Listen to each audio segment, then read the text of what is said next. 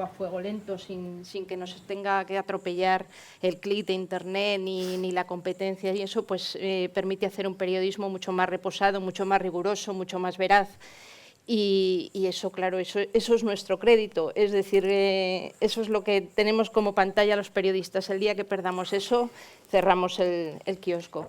Entonces, sí, indudablemente, pero es verdad que es un hecho real, o sea, no nos tenemos que olvidar. Parece no hace tanto, parece que lo vemos como una película, pero es un hecho real. Es verdad que tendrá su parte de ficción y tal, pero yo creo que se ve muy claramente el trabajo, que no es más que un trabajo, que no son estrellas ni nada, son unos periodistas que día a día y pasito a pasito, eso demuestra que se puede hacer buen periodismo. Es verdad que con medios ahí, pero bueno, cada uno en nuestro terreno. Yo creo que si amamos este oficio y somos persistentes y perseverantes, pues bueno, se pueden conseguir cosas. Déjame que haga tres apuntes de lo visto en la película, especialmente para los que os queréis dedicaros, los que queréis ser periodistas, ¿no? Yo destacaría tres cosas de la película. Es cierto lo que decíais, Raúl y Irene, que hay una parte de ciencia ficción. No es ciencia ficción, sino que desde luego en España los medios de comunicación no van a permitir a nadie que se pase un año con una historia, ni 6 meses, ni van a dedicar tantos esfuerzos materiales y humanos a una sola historia, ¿no? Pero sí que hay tres cosas que creo que son válidas y que son de esos códigos y de esas cosas que los que vais a coger el relevo de nosotros, que ya estamos mayores y que estamos ya en la última fase de nuestra trayectoria. ¿Habla por ti? Bueno, hablo por mí, efectivamente, hablo por mí. Lo primero es que hay varios detalles en esta película que reflejan una frase preciosa que acuñó Miguel Ángel Bastenier, que era un periodista del País ya fallecido, desgraciadamente, que es que en las redacciones no se trabaja, las redacciones se viven. No se vive en la redacción, pero las redacciones son sitios para vivirlos. Y así se reflejan. O sea, hay varios detalles. Ellos, da igual que sea un domingo por la mañana, que sea un sábado por la noche, que sea un lunes, la redacción se vive. Claro, luego casi todos estamos, me incluyo yo, que vengo de un divorcio, ahora estoy casado, pero luego estamos todos divorciados, separados, un desastre, nuestros hijos no nos ven. Pero bueno, las redacciones, el periodismo es una profesión parecida en ese sentido a los malos de esta película, ¿no? A mí hubo hace mucho tiempo quien me dijo que la profesión se ejerce casi como un sacerdocio, ¿no? Y es verdad, uno es periodista prácticamente siempre. La segunda cosa que quiero meteros en la cabeza, y que si hubiese alguna posibilidad de que hubiese algún tipo de inyección para meteros en vuestros cerebros, a los estudiantes de periodismo, es que el periodismo se hace en la calle. Se hace persiguiendo a la gente, se hace tocando puertas, sabiendo que en un 80% de los casos esas puertas se van a cerrar o te van a dar con ella en las narices. Pero el periodismo se hace en la calle, como habéis visto. No en Google, no detrás de la pantalla, no buscando ni mandando mensajes directos por Twitter de hola, no sé qué, soy periodista y te estoy buscando. Pero qué mierda es esa que estoy viendo últimamente. No, el periodismo se hace en la calle. Te buscas una dirección, vas y si no tienes la dirección, tienes la calle y vas tocando puerta por puerta, ¿no? Y después, la tercera cosa, que sí que es verdad, que es maravillosa de esta película, es que una redacción, que no se engañe nadie, una redacción es un sitio jerárquico, con una jerarquía, y así debe ser, lo más parecido a un cuartel o a una comisaría de policía o a un cuartel de la Guardia Civil. Allí la cadena de mando es algo muy serio, pero la cadena de mando tiene cosas como al principio de la película hay un pequeño detalle que es muy sutil. Le van a ver al editor, el editor es el que manda en el periódico, y le dicen, vamos a empezar esta historia. Y el editor dice, hombre, contra la iglesia de Boston. Y le dicen, sí, es que ha pasado esto, ha hecho esto. Y el editor dice, bueno, pues si vosotros lo veis noticia, es noticia, ¿no? Claro, eso es lo más ciencia ficción de todo, yo creo. Sí. Yo creo también la figura del nuevo director, ¿no? Yo creo lo importante que es el olfato en este oficio también, porque a veces tenemos la noticia delante y nos deslumbran otras cosas, pues como una declaración política. Y es que yo creo que todo lo que nos llame la atención es noticia, porque al final al ciudadano lo que le interesa es lo que tiene cerca y no tanto este periodismo de ruedas de prensa, de declaraciones y de comunicados masticados que nos están dando cada día y que nos está destrozando nuestro oficio. Entonces, el hecho de que aquí haya un equipo al margen de los otros y que se pueda dedicar a esto, es que al final es que yo defiendo eso, porque es que esto es el oficio y es lo que nos va a mantener. Es decir, estamos en una época muy, muy complicada, de muchos medios, de que un móvil puede hacer muchas maravillas, puede hacer una foto, pero el periodista, lo que es el trabajo, lo que es el día a día, lo que es la noticia veraz y rigurosa, esa es la que tenemos que defender y esa creo que queda muy clara aquí en este. Me voy a enredar un momento con algo, voy a aprovechar, voy a coger el guante que he recogido. Alguien hace unos años, algún iluminado, algún gurú de estos que surgió por las redes, habló de una cosa infame que se llama el periodismo ciudadano, ¿no? Esto venía a ser que cada uno de ustedes, si tiene un móvil y una conexión a Internet y un móvil con cámara de fotos, se puede convertir en periodista prácticamente, ¿no? Y yo siempre digo lo mismo, yo en casa tengo un horno, tengo harina, tengo agua, tengo levadura, pero no soy un panadero ciudadano, ¿no? El pan prefiero que me lo haga un profesional de la panadería porque le va a salir mucho mejor. Bueno, pues ya está. Pues los que tenemos que contar historias, los que estamos adiestrados para contar historias, los que sabemos contextualizar las historias, somos los periodistas, no cualquier piernas que va a una manifestación con su teléfono móvil. Eso no es un periodista, eso es un piernas que va a una manifestación con un teléfono móvil y hace fotos. Pues fijaos, ahora abrimos juego, pero a mí sí me gustaría... Bueno, yo no sé... ¿Adivináis con qué 4 palabras empieza cualquier investigación periodística?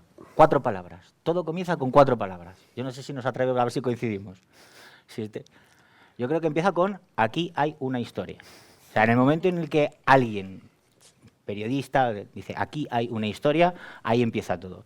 Y a mí lo que me ha llamado la atención de la película es lo que ya es Vox Populi.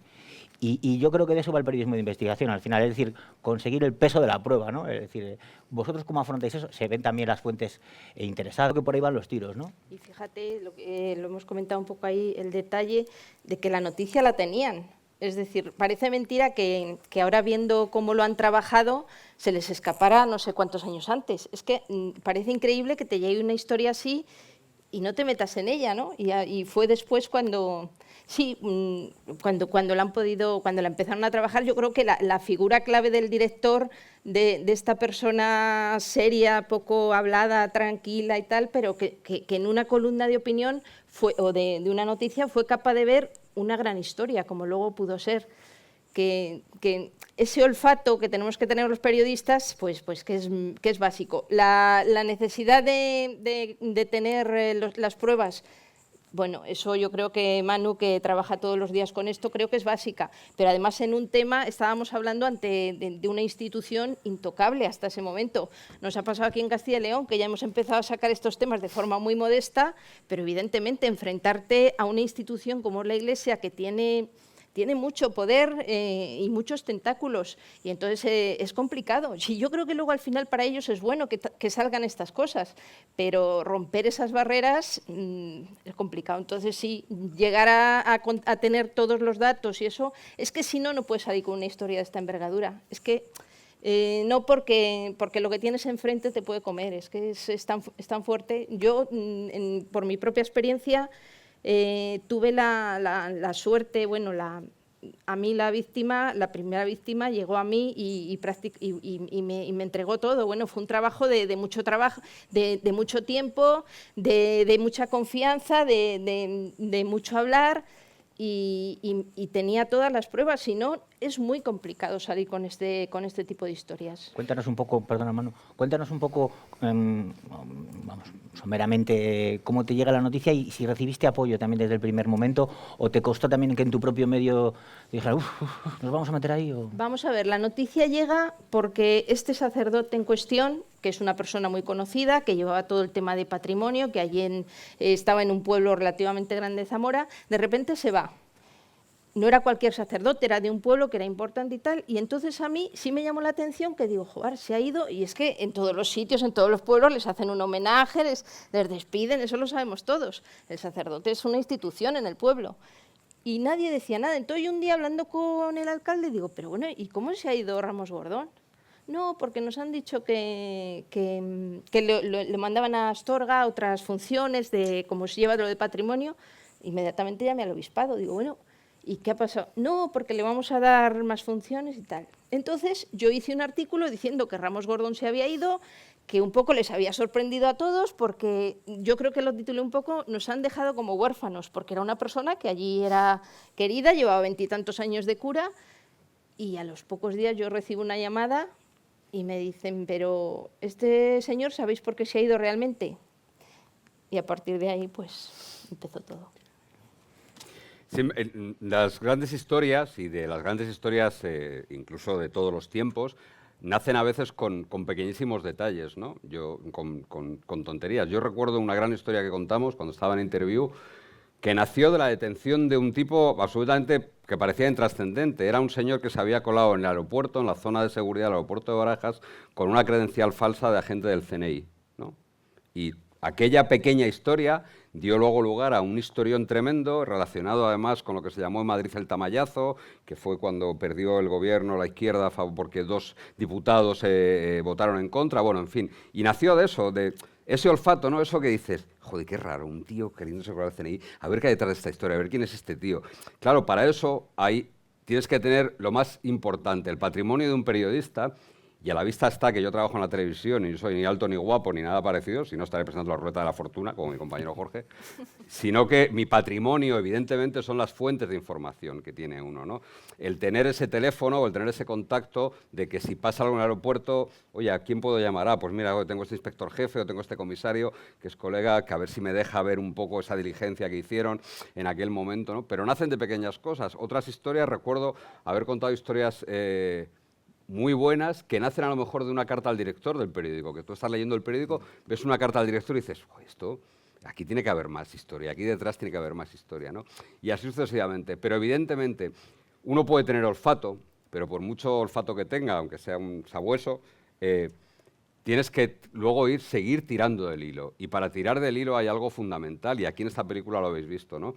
Todos los componentes del equipo Spotlight, el que más y el que menos, aporta sus fuentes de información. Uno conocía al abogado, otro conocía Entonces, eso es básico, eso es fundamental, el tirar de esas fuentes de información que a veces por ellas mismas o a veces te llevan a otras fuentes de información que son las que te van a ir construyendo, las que te van a ir armando una historia, ¿no? Porque las historias, creedmelas, es muy raro la historia que te llega empaquetada en un sobre o en un correo electrónico entero y te dicen, toma, aquí tienes todo, ¿no?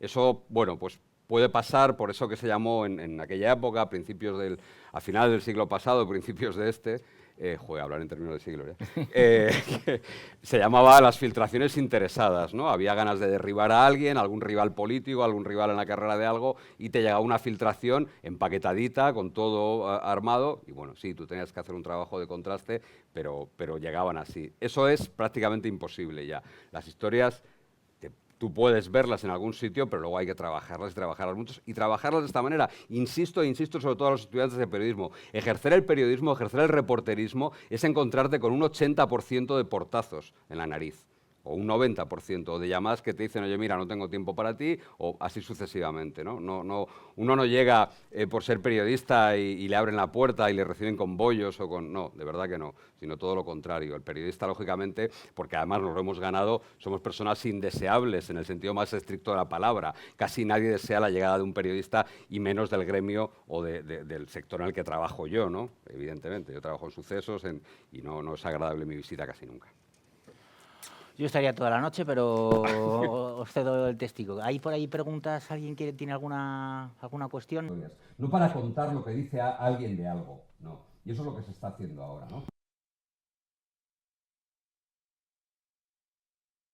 Y nos hemos criado en Boston, claro, lógicamente. Entonces, cuando uno va al juzgado de Boston, conoce y hasta hoy estamos así. Sin embargo, en la prensa local eso nunca fue así. En la prensa local se contaban las historias de su ciudad, de su comarca o de sus pueblos. Y sigue siendo así. Y por eso, en la prensa local, se ejerce hoy en día el mejor periodismo. Bueno, gracias, Manu, por por este apoyo a la prensa local. Es verdad que ahora los estudios que hay así sobre periodismo y eso dicen que el futuro realmente está en la prensa local, pero por la distinción, es decir, porque se hagan otro tipo de historias, que al final eso es lo que a la gente le interesa.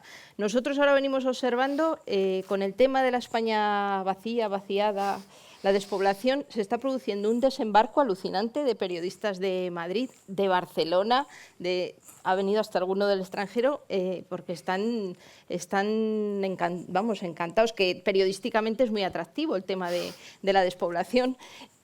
Y claro, dices, pero estos vienen aquí a descubrir ahora algo que evidentemente, ya lo dijo Delibes cuando era joven, ¿no? Ya estaba alertando de lo que pasaba. Pero yo creo que es por eso, porque se están empezando a dar cuenta de que las verdaderas historias están ya no te digo en el periodismo de proximidad, llamémoslo, ya no solo local, es decir, que tú a lo mejor en Madrid puedes tener una buena historia. Es verdad que es más... Las hay, sí, evidentemente, a lo mejor es más complicado, pero es que es al final lo que le interesa al lector, es decir, porque ahora hay tanto batiburrillo de cosas de Internet, lo que dice Manu, de repente crea una página web porque no cuesta nada y entonces eso nos desprestigia absolutamente, por eso es verdad, yo creo que tenemos que ser muy rigurosos en nuestro trabajo, tenemos que leer mucho ya que estás tú dando lecciones a los nuevos periodistas. Yo leía el otro día, yo sigo mucho a los periodistas de Latinoamérica, que hay un grupo de gente que es alucinante lo que están haciendo a través de la Fundación Gabo y eso. Y decía uno, dice, hay que leer kilómetros para escribir milímetros. Y esto que parece una bobada, yo creo que es básico, es que también tenemos que dar calidad, no vale cualquier cosa, es que no vale cualquier cosa.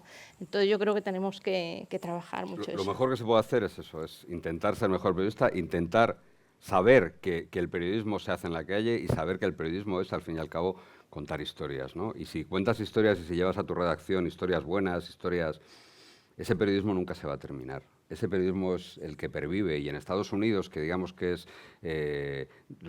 todos los periodistas miramos hacia Estados Unidos siempre porque siempre ha sido el punto de referencia en todo, ¿no? Y en Estados Unidos lo que está pasando es eso. Los grandes medios, los enormes medios, el Washington Post, el New York Times, saben que tienen que apostar por algo distinto pues para que la gente se vaya al kiosco a comprar su periódico o se suscriba a su edición digital. Y tiene que hacer algo distinto, tiene que dar algo muy exquisito, ¿no?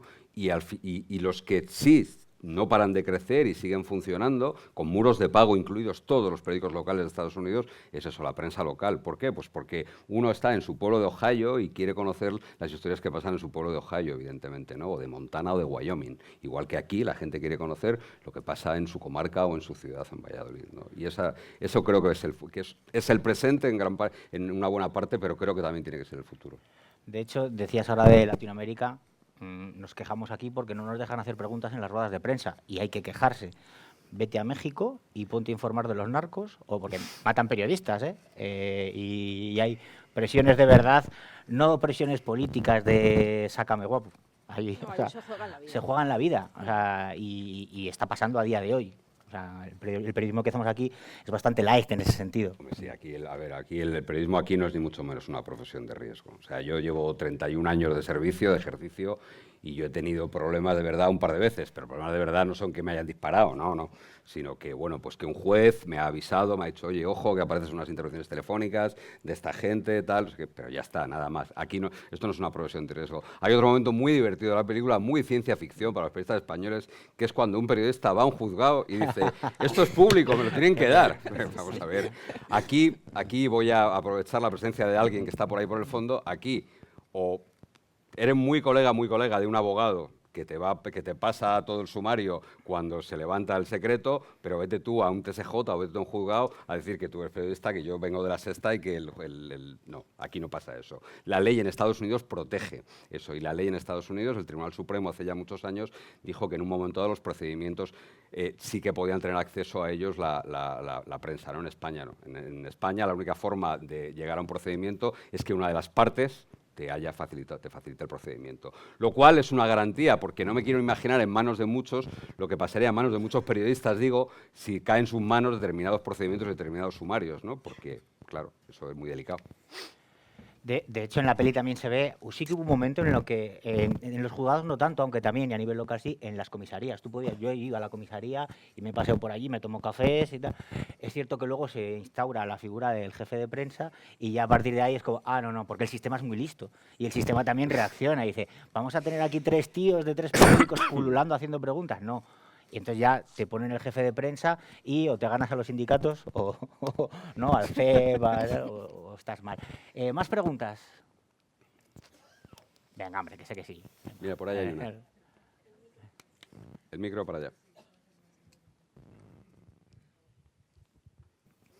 Este caso de la pederastia dentro de la Iglesia, digamos que en cierto modo es no fácil de abordar, pero está enmarcado en un grupo, en un colectivo, en una institución.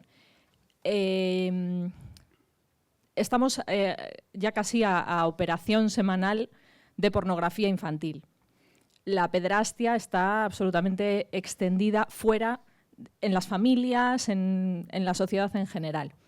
Eso se trata única y exclusivamente, de momento, así lo pienso yo, como algo, pues como desde el punto de vista policial, ¿no? De cuando se destapan las operaciones, se detiene a alguien. Yo pienso, me pregunto qué estamos haciendo mal los periodistas, qué estamos dejando de hacer, porque creo que ahí hay un fenómeno mucho mayor, de más alcance que el mero hecho policial de se detiene a un grupo de WhatsApp, se ha descubierto un grupo de WhatsApp. Yo me hago esa reflexión, no sé qué deberíamos hacer, no sé qué podríamos hacer, pero bueno, os pregunto a vosotros, como expertos también en sucesos, ¿cómo veis este fenómeno desde el punto de vista periodístico? ¿Cómo lo estamos abordando? No, habla tú. Lo que planteas es qué se puede hacer desde los medios de comunicación para que disminuya eso que parece un evidente consumo masivo de pornografía infantil, ¿no? Eso es Para hacer algo más que la noticia de... Hacer algo más que dar la noticia. La noticia de una operación Sí, policial. Pues mira, yo te voy a poner el ejemplo, ¿no? Es verdad que la inmediatez y el exceso, digamos, de información que se recibe en cualquier redacción a veces nos hace seleccionar mal o seleccionar rápido, ¿no? Y eso tiene un problema.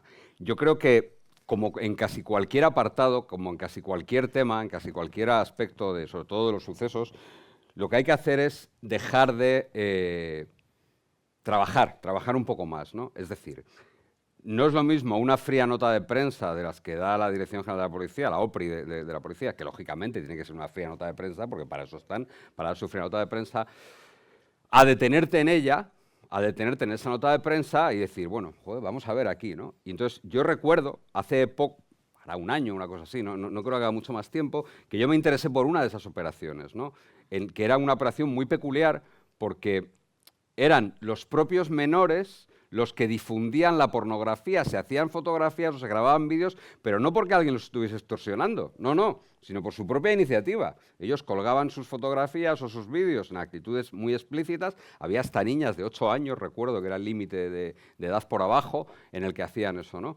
Y entonces, claro, cuando tú ya en un texto o ya en la televisión o en la radio, en mi caso lo hice en la radio, en Territorio Negro, cuentas con todo detalle, ojo, que es que una niña de 8 años hizo esto y una de 10 hizo esto, la gente ya, vale, va a decir, oye, que yo en casa tengo una niña de 12 años o en casa tengo un niño de 11 años. Es decir, tratemos de que las noticias pasen de ser números o fríos datos y, vuelvo a lo de antes, y contemos historias, pequeñas historias que conformaron una historia grande en este caso, ¿no? Pero cuando tú cuentas una historia y no cuentas una nota de prensa, la gente va a pegar la oreja más, o se va a fijar más la lectura, o se va a fijar más en la televisión. Porque si no, lo otro es prácticamente un chau-chau de noticias sin fin que le llega a la gente y que no sabe discriminar, ¿no? Si tú das una historia, y en este caso además creo que sí que se hizo una cosa muy buena desde la Dirección General de la Policía, que fue personalizar en una inspectora de policía, que fue la que habló para algunos medios, yo la tuve en la radio, en donde ella, esa inspectora, iba contando los casos de todos y cada uno de esos críos. Yo creo que se tiene que hacer por ahí, porque si no, al final es 22 detenidos en una red de distribución de pornografía infantil, utilizaban las redes sociales y no sé qué, y es como un soniquete que ya nos suena a todos y, otra operación de pornografía infantil. Me pasa a mí incluso, a veces viendo las notas de prensa. Pero hay que mirar, hay que filtrar y tiene que haber alguien en las redacciones con esa capacidad y con esa pausa que decía antes Irene, de decir, un momento, a ver, aquí puede haber una historia. Y seguro que si tú le pones, no cara y nombre, evidentemente no le vas a poner cara a nadie, pero sí que pones esa historia, es un poco, y voy a hacer una comparación un poco gruesa, pero para que lo entendáis, del terrorismo, más allá del problema de que tenía la motivación política que tenía y que se mataba a gente para imponer un sistema, en el País Vasco sobre todo, pero del terrorismo se empezó a tratar de una manera distinta, no cuando se contaba 2 guardias civiles asesinados con un coche bomba en la localidad de La Sarte, que busca, 2 soldados mueren tiroteados, sino cuando se empezó a decir Juan Pérez Gómez, teniente del Ejército, con una mujer y 2 hijos, estudió en la Academia General no sé qué, tal, y se empezó a personalizar Las víctimas del terrorismo dejaron de ser números, dejaron de ser una cifra que abultaba una estadística terrible y se convirtieron en historias. Después del 11 de septiembre que hemos visto antes, el New York Times sacó una serie maravillosa de reportajes que luego copió El País en el año 2004, después de los atentados del 11 de marzo, que llamó Vidas Rotas El País. Y contaban de esos 191 muertos que hubo en el 11 de marzo, quiénes eran, qué estudiaban. Como leí hace poco en un libro, cuando se asesina a alguien, no solo se asesina a alguien, sino que asesina a lo que puede llegar a ser. Y eso, si logras empatizar y logras contar esa historia, vas a conectar mucho mejor. Pero yo creo que lo has resumido muy bien. Es que eso es periodismo. Es que eso es lo que nos distingue de cualquier alguien que venga contando una historia o una nota de prensa. El periodismo es eso, es ir más allá. La investigación es algo que va en el ADN. No todos son grandes historias, ni lo de la pederastia ni tal. Pero el día a día, ir más allá de la pura nota de prensa o de la pura declaración, eso es periodismo y eso tiene que ir con nosotros, o sea, con este oficio, es lo que lo dignifica. Es que yo creo que lo que se llama periodismo de investigación, para mí es que sobra. Quiero decir, todo periodismo tiene que ser... Como periodismo social, ¿no? Coño, pues claro. No, yo siempre digo lo mismo, solo hay dos clases de periodismo, nada más que dos. Y si ahora os les pregunto a todos ustedes, me dirán, como que no, periodismo rosa, periodismo deportivo, periodismo social, periodismo... No, hay periodismo bueno y malo, y ya. Ya está, solo hay dos periodismos, el bueno y el malo. Y en el periodismo bueno... se tiene que investigar, se tiene que contextualizar, se tiene que un poco más. Es como, y perdón por lo que voy a decir, como esto del fast check. Pero qué mierda es esta. O sea, toda la vida... Como te escuche Pastor... Ya lo sé, ya lo sé. Por favor. Deja de grabar. Toda la vida ha sido contrastar una noticia, ¿no? Tú contrastabas la noticia y llamabas a 3 sitios distintos o 4 para que pudieses contrastar la noticia, ¿no? Vale, perfecto. Ahora se han creado unos equipos que creo que son muy útiles en algunos casos, que son los que verifican, por ejemplo, las barbaridades que dicen los políticos, ¿no? Dice un político una barbaridad y entonces enseguida llega el fact-check. Bien, pero para el resto toda la vida ha sido contrastar una información. Le llamábamos así, esto se llamaba así. ¿Problema que hay ahora? Que desgraciadamente creo que vais a heredar vosotros. Cuando yo era pequeño, de edad digo, y llegué a un periódico, a una redacción de un periódico, yo pasé la primera mitad de mi carrera, vamos, más... Casi toda mi carrera, menos los últimos 7 años, la he pasado en medios escritos, ¿vale? En redacciones de periódicos y de revistas. Y allí había una cosa que se llamaba, y que espero que siga habiendo en la prensa, que era el tutelaje. Es decir, cuando uno llegaba allí a la redacción de jovencillo, pues te cogían los mayores y te decían, pues mira, este titular que has hecho es una basura. Esta entradilla es infumable. No, esto no es así. Y te iban enseñando. Y no solo eso, no solo dentro de la redacción, sino que te llevaban y te decían, te voy a presentar a la jefa de prensa del TSJ de Castilla y León, que es una tía estupenda y tal. Y te llevaban y te presentaban y tomaban un café con ella, no sé qué, y así sucesivamente. Y te llevaban a la brigada de policía judicial o a la comandancia de la Guardia Civil. Y tú te ibas haciendo tu pequeña agenda. Ese tutelaje que yo, en una pequeña aldea de Asteris que tengo en mi televisión, que es mi sección y la gente con la que trabajo, sigo haciendo y sigo apadrinando y sigo llevando de la mano a la gente, eso ha desaparecido de las redacciones. Ahora tú llegas a la redacción, a montar vídeos, venga, majete, ahí. Y montar vídeos como quien hace churros. Allí, venga a montar vídeos, pero no te creas que nadie te va a explicar mucho más, ¿eh? Más allá de cómo funciona el sistema, y en las redacciones de los periódicos, pues no sé si será igual. En las de Madrid, desde luego que sí. No, bueno, me consta que sí. Ya esa idea ya es un poco romántica. Yo creo que ya, que soy mayor. No, yo soy como tú. Esto es un oficio, yo creo que es que yo defiendo el fuego lento, las cosas, hacerlas. Es verdad que muchas veces tenemos que actuar más rápidamente y bueno, y el día a día, pero eso de escribir historias en las que te puedas un poco regodear y las puedas documentar y no sé, es que eso yo creo es bueno para nosotros y es bueno para el lector porque le estás dando calidad y entonces yo creo que tenemos que defender eso. ¿Hay preguntas por ahí? Si no, os voy a cambiar el final de la peli, ¿eh? Hola. A ver, ¿dónde? Allí. Bueno, allí, perdona. Perdona. Hola, primero.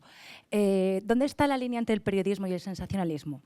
En el momento, por ejemplo, el otro día leía una noticia, hacía 20 y tantos años o 30 años, de lo de las niñas de Alcácer, cómo se había trabajado esa noticia, cómo muchos periodistas con mucha carrera se habían ensañado, a lo mejor no se había tratado de la forma. ¿Dónde está el límite? ¿Cómo se hace? Habla, Irene.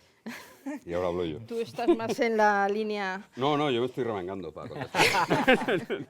Hombre, es una línea a veces muy, muy delicada, pero yo es que insisto en lo mismo. Es muy fácil ir al flash y sacar el titular rápido y ir a lo sangrío, pero es que yo creo que tenemos que trabajar la noticia, contrastarla y trabajarla bien y ser rigurosos. Es que a veces estamos pensando en el que nos va a pisar de al lado, pero yo creo que es mejor tardar un poco y hacerlo bien. Es verdad que esto ahora no se vende y con esto a lo mejor yo estoy en la calle, pero creo que tenemos que defender eso, porque es que el sensacionalismo pues es mucho de televisión también, ¿eh? Estoy desabrochando. Uy, Es por provocar. Vale. Bueno, yo trabajo en televisión, lo sabéis, y la televisión ha sido y es terrible. Es un medio terrible en donde todavía a fecha de hoy, han pasado muchos años desde los crímenes de Alcácer y del tratamiento que se ha dio a los crímenes de Alcácer, pero donde hoy todavía se sigue haciendo muchísimo sensacionalismo. Tremendo, tremendo. O sea, a unos niveles brutales. En defensa de los que cayeron en esos excesos en Alcácer,